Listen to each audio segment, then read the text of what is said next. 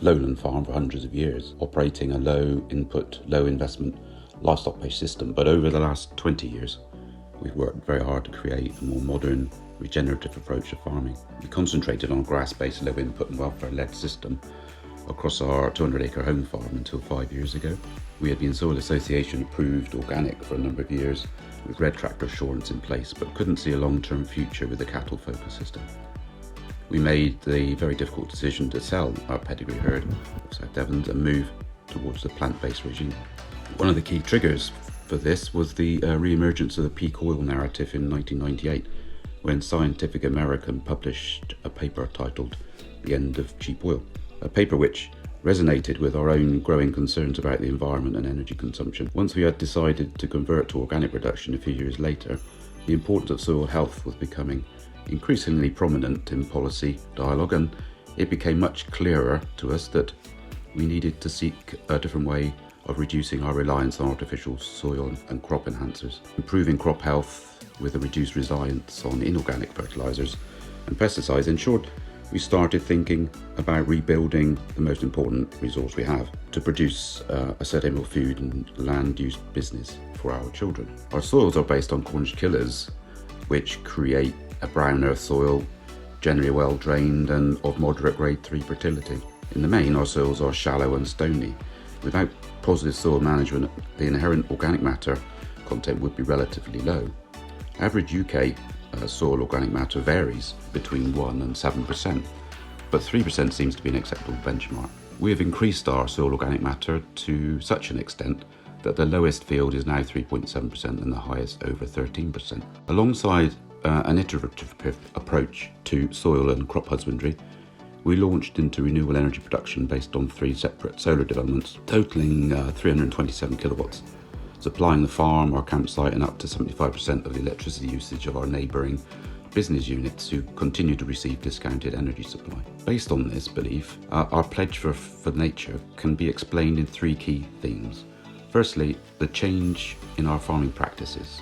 Secondly, the restoration of existing lowland habitats. And thirdly, the creation of new habitats. The farm is now actively managed to encourage carbon sequestration and reduce carbon release to enhance the landscape's biodiversity and long-term soil health. In the last 5 years, we've adjusted a number of farming practices such as stopping, ploughing, and moved to a minimal to no-till soil management approach. This has enabled us to improve soil structure, which has then further enabled us to maintain planting regimes through the summer as the soil, with its stronger structure and higher organic matter content, has retained more moisture and nutrients. We have established a rotation providing 100% winter and spring ground cover cropping using Scilly and clover, etc.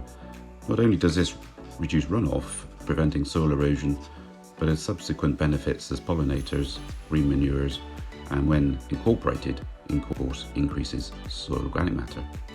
If we can increase our soil carbon by 1%, we should sequester at least 5 tonnes per acre of additional carbon.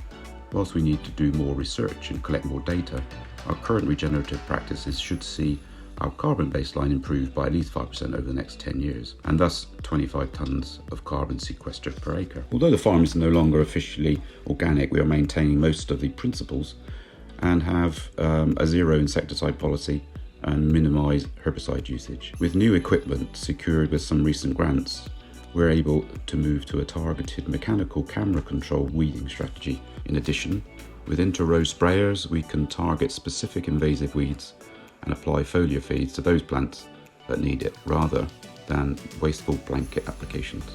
With improved soil quality and by encouraging beneficial insects, we are able to avoid spraying insecticides against aphids. Our army of ladybirds devour the aphids naturally, which is an example of our investment in ecosystem services. Part of the farm's more recent diversifications, we are now growing over 1 million trees for bare root production for the forestry and landscape markets. Our commitment to nature recovery began with the restoration of our existing landscape assets and habitats, initially by adjusting the maintenance regime by reducing cutting frequency to at least a 3-year cycle.